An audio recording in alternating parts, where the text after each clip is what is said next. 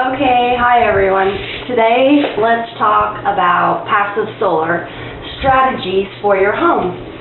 Now, this is a lot easier to do when you build your home from scratch because it is relevant and important how you orient your house to the elements, well, primarily the sun. Okay, first, let's talk about the sun's position in the sky. You really need to know this to take advantage of passive solar strategies. And when you do this, you can design a home that is very comfortable year-round, and the sun can both heat your home in the winter and cool it in the summer. You're like, what? Cool your house, the sun, she's lost her marbles. Nope, got all my marbles and playing with the full deck too. Now, ancient people used to be they were very in touch with these principles. People today, they're not just out of touch with the basics, they don't even really have basic instincts anymore. They're becoming so dependent on a man-developed system, and when that system goes down, whether it's the electric or their water company, what do? Their AC goes out, it either breaks or the electric goes out from a storm. They have to flee their own homes. They go stay with someone with air conditioning, or they have to go rent a hotel. Now, this is pitiful when your home is designed to rely solely on man-made equipment, that if it fails, your home is a heat sink in the summer, or it's an ice box in the winter, and you have to flee your own home to find comfort elsewhere. Now think about that. What kind of home is that? The point of a home is to protect you from the elements and be comfortable in the elements. Okay? The sun comes up in the east. I'm sad to say there are people who don't even know that. Okay? I know. Some of us were saying, what? Really? Yes, they are out there. I have met them. Okay? This is how out of touch people are today with natural order. I like to observe the sun and its position throughout the year, but primarily and especially on the summer and winter solstice, as well as the spring and fall equinox. These are very relevant times of year that impact our calendar and seasonal climate changes. We are now approaching our fall equinox, and this will be the mark of fall, as well as a time when the day and the night are perfectly equal in time. Now, after that day, as we move toward the winter solstice, the days will start growing shorter. The nights start growing longer, and we get into more cold weather because of this. On the winter solstice, that will be the shortest day of the year and the longest night. And that is when the sun is in the lowest southern position in the sky. After that day, it starts coming back higher, heading toward the spring equinox when the days are equal again, and then past that point, toward the summer solstice when we have the longest day and the shortest night of the year, and the sun is the highest point in the sky. In fact, at high noon, when the sun's straight overhead, you won't even be casting a shadow. Okay, the reason this is important, the way you orient your home and how the sun comes in your home or doesn't impacts your comfort. What we want to do and what is ideal, you would want to have the long side of your house facing the south. It can vary by a few degrees, but it helps if you vary that degree difference a little more toward the east, okay? Like perhaps think southeast, and have the long side facing primarily the south. The reason is this: When the sun comes up in the east and goes down in the west, let's take the summer solstice, okay? It is the highest point in the sky, and to keep your home cool, the coolest, you want those short ends facing the east and west, because what happens after high noon, the sun will be its hottest. So as it starts going down in the west, this is when it's going to really beat on your house. So if the long side of your house faces the west, you will feel the brunt of that, and it will heat your home up. And it's going to be an uphill battle on keeping it comfortable, and that's often going to translate into more money because of running air conditioning, the electric equipment, repairs, you know. What happens is, after the summer solstice, the sun starts going lower in the sky. So from going way, way high, it starts kind of going more like this, okay, throughout the year. And then when it reaches the summer or the winter solstice, it's the lowest in the sky, just making a little east to west dip, not having much daylight hours.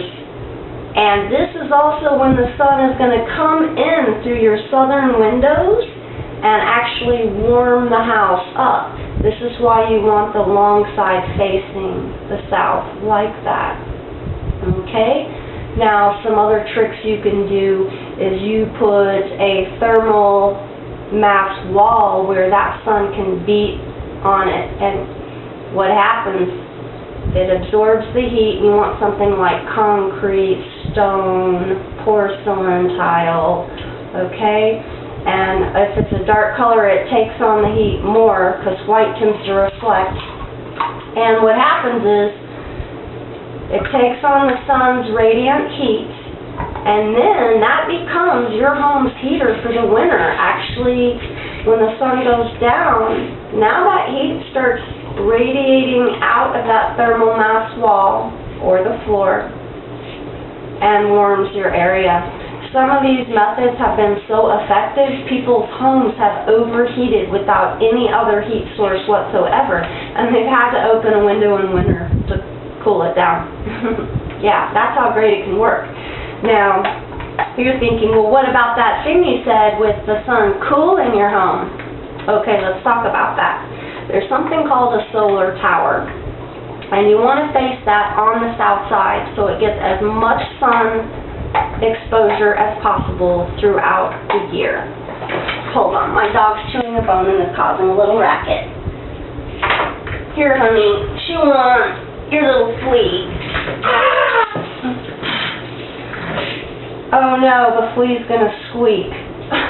Anyway, we'll deal with that in a second if it comes to that. Okay, a solar tower is gonna heat up. And we want that. There's the squeaking. Sorry, honey, you gotta go. You gotta go. Knock yourself out. Not right now. Now, a law of physics is heat rises, cool air condenses, becomes heavy and falls. So what you want to do, your solar tower is on the south, it's heating up, it is going to collect heat or generate heat, and it starts rising up through the tower where it can exit. There needs to be a vent up there, right? An opening. What this does is it now pulls air through your house as a cooling system. Now, being cool air condenses, it's heavy, it falls, and the coolest side of your house will always be the north, generally, because it's shaded. The house shades it. And to further emphasize that, to get a shade canopy going on that side, so what you do, you put windows or vents that are very low on the north side. And that cool air falls coming in, and then the solar tower, creating a suction, pulls that through the house. Now, I live in South Florida, a subtropical environment, possibly one of the most humid in the country. I do not have air conditioning. I have a closed floor plan. It can be uncomfortable. An open floor plan and windows that allow for cross ventilation are far, far better. However, I have not had any problems with mold since I keep my windows open, and also sun UV has both a natural prevention of mold and can also kill it. So if you have bright light with good airflow, even in a humid environment like the tropics, you will not have a mold problem, okay?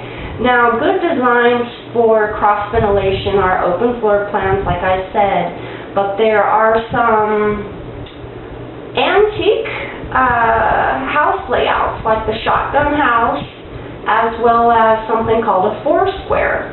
Now, picture a four-square layout, like the floor layout literally is 4 squares primarily, and you can get cross ventilation going all through every room. Okay, I actually lived in a home like that in the Midwest that was straight up classic 4 square, and each quadrant was the same size even, and you could do a circle through the whole house like that. Very, very old design. As for a shotgun design, you could literally stand at the front door and fire your gun, and it will go through the house and out the back door or a window. Now, this, once again, cross ventilation.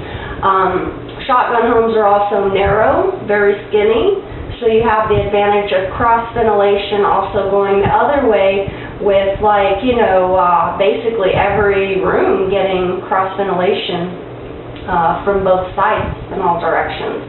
It's also a nice design, too, to take advantage of the fact you could be in one room and see through both sides, you know, if you have a view. And if it's on the end, then guess what? You're actually going to get 3. Okay, and I really like that idea a lot. Originally, it's my understanding when they started building a lot of shotgun homes in the Deep South, it was actually to skirt around property tax situations where they based it on the width of your home. So these people said, ha, I made a skinny house. Yeah, I did. So they'd be like no more than 10 feet wide, but they'd be long, right, like a train. There's also a style called a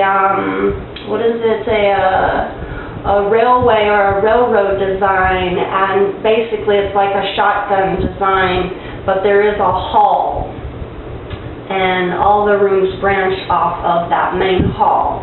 Whereas a shotgun design does not have a hall. All the rooms are just connected. And I've lived in both styles of homes as well. I really love historical homes and the craftsmanship and the beauty and the unique thumbprint they would put on each home. It had its personality. They weren't like cookie cutter, you know? Okay, back to passive solar strategies. Okay, so to further comfort your home in the summer, what you want to do is plant trees strategically that will shade your home. And also focus on porch and eave overhangs that are more dramatic on the east and west, because that's where they're going to take. The house is going to get the most heat exposure in the hot summer months. Especially on the west side, you might want to do a deep porch there and really emphasize on planting your trees. Now, when you plant a tree, the way to know where it's going to best shade, how do I explain this? Basically, you want it southwest of the object you're trying to shade, whatever that area is. So, for example, let's say I wanted to shade the west side. What I would do, I would go to the south corner there, and then a bit west, kind of think southwest off of that corner, diagonal, that southwest corner, and you're going to plant your tree there, and that's where you get the maximum shade throughout the day. Also, you want a tree that is deciduous, and what that means is they lose their leaves in the winter when it gets cold. And this now allows the sun to come through and heat your house and warm it. Also, the advantage of trees in the summer is they actually create a cooling effect and a microclimate. Air pockets are the best form of insulation, and you've got all these little leaves and stuff basically making little air pockets. Also, there's a cooling effect that happens as wind goes through trees, bushes, and leaves. And the plantation literally cools the sun down.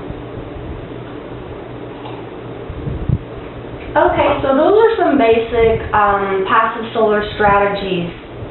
There's also something called a wind tower. It can look a lot like a solar tower, and this is designed to catch winds, and the coolness falls down the tower and comes in and cools your home that way. Sometimes they have a chamber guiding it under the home first, where it's very, very cool, like a cave. And then that coolness comes on up into the house as a system. Now the wind catchers work even if it's really, really hot and there is no wind, because then it's working like the solar tower and it heats up. And what happens? When the heat starts rising out, and then it starts pulling air through the house as a cooling system. So it works both ways. I really love these strategies a lot. Another thing you can do with your solar tower, now this is where it really gets good, you can generate electric.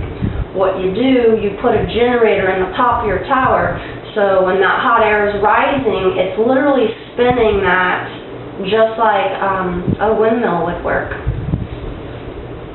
These are wonderful strategies. They're effective. They are not new. These have been employed for many, many years in different parts of the world, where they're very efficient systems, and they're hard to screw up. I mean, they work with the laws of physics and nature, okay? So your initial expense is up front in the cost of building it, and they don't even have to be costly at all. And then you continue to reap the reward on the back end with the comfort it provides. And being these are very simple systems that don't really involve like machinery and a lot of moving parts and electric and all these things, it's just less can go wrong, you know, with how you shade your trees or use the trees and orient your house, you know. These are just intelligent principles. And homes today aren't built like that. Everything's on a grid, lined up, you know, cookie cutter. They stamp them out, and they come in, they rake the trees off of the earth, and then they come in and maybe plunk this or that, so they want the shade canopy. And also the ambient temperature goes up when that happens. The plants keep it down. Let's see. I hope I'm not forgetting anything. I mean, of course there's more things, but I want to really get the most critical, not leave anything out. With the knowledge I've given you, though, this is the meat of it, and you can take these ideas. And let's say your home is not oriented with the long side to the south. Here's some things you can do to improve your comfort by using passive solar.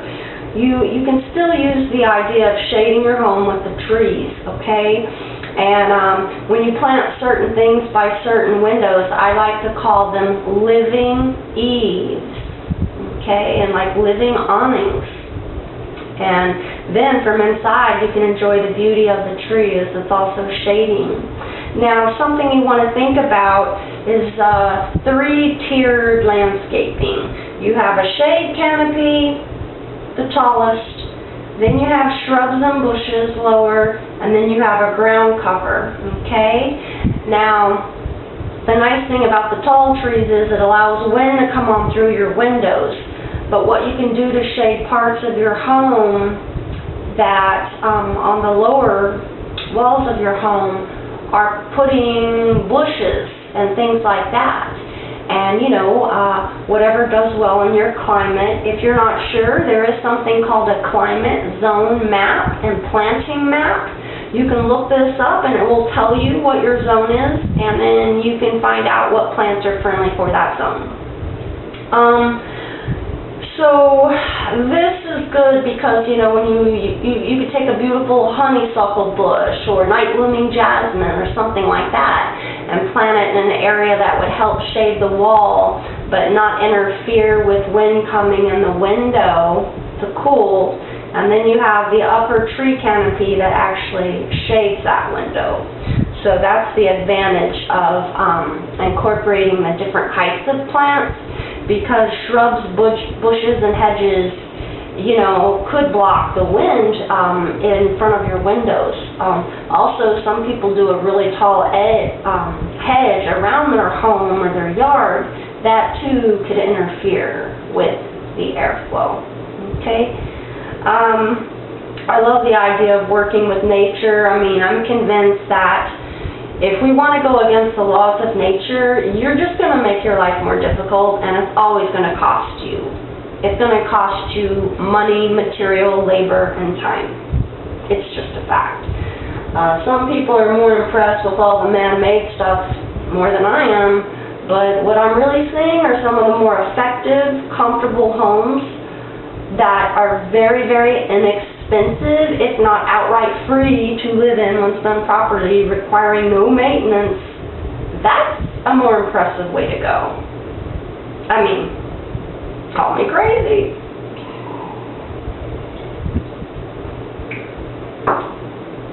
Okay, I think that's it for today. I mean, we could get into some other stuff, you know, on living efficiently and working with natural principles such as collecting rainwater and how to harvest it and purify it and things like that, but that's another video. And I just wanted to focus on basically the idea of solar, passive and active, and how you can use it regardless of your home's orientation and take advantage of it. Another thing to think about on an ending note is the color of your roof. The lighter the color, the more reflective of heat, okay? And that will keep your home cooler in the summer. As simple as that is, it's pretty critical. You can go with the dark color if you want, but guess what? It's going to heat up. And what does that mean? You're going to have to offset that likely with what? Air conditioning. And what does that mean? More money, because you're going to have to pay for it. I'm not into that. That's not an intelligent way to design at all. Now, one disadvantage, let's say a white roof, if you have an area that gets very, very cold in the winter and doesn't have hot summers, you might want to go with a darker roof. So keep that in mind, of course. Now, one thing to think about, too, with color, also the color of your house, the same principle applies. I did a simple test where I measured the temperature on the hood of my white truck, and then 4 feet down on the black asphalt, it was 10 degrees different, okay, just 4 feet apart, and that was strictly from color influencing. Well, also, you know, there's some other things like the metal is thin, so even though it can heat up, it doesn't really hold a lot of heat. And the asphalt is a heat sink with more thermal mass, so of course that influences things as well. People here in South Florida swear by their tile, light colored tile keeping their home cool. So I've gone with a beige, sandy, and pale dove gray color throughout my house. And those are beautiful earthy colors, and you don't have to stick with the sterile, boring white. And they really do work quite nice. Now you might be thinking, well, tile is thermal mass and it will heat up. Well, when it's a light color and the sun's not on it very long, it's reflective, okay, because it does take a while for a thermal mass to heat up. That's just it. But what you might want to do, think about this, like when the sun is further in the south in the winter, coming deeper into the house, okay, when it's, well, what's going to happen, it's more likely going to be beating on a wall or further back into the house on the floor. And that's where you might want the dark colors to take advantage of absorbing the heat and using it as a radiant heater for when night comes. Now, when the sun is higher in the sky, and in the summer, it's not coming in through the southern windows at all. It's going to be the east and the west, because remember, the sun's going to be more overhead. If you've oriented your house to the south, this will happen where it's mainly coming in the east and the west. So, in those areas, yes, you may want a more pale light color material, okay? But then remember, on the south side in the winter, when the sun's coming in deeper to the house, maybe focus on, you know, a color palette that plays nice with the other colors going, but is a bit darker. Okay, so that is that. Thank you for tuning in. Please write in with comments, share any of your own ideas or experiences, or if you have questions. If I wasn't clear about something or you need more detail, I'm happy to help you out with that, because I do want people to understand this, because it is a responsible way to build. It's very economical and it's very comfortable, and there's something to me very satisfying about working with the laws of nature instead of acting like I can top it with some human fabricated way of, you know, I'm sorry, yeah, I'm sticking with the laws of physics and natural order. All right, thank you, and goodbye.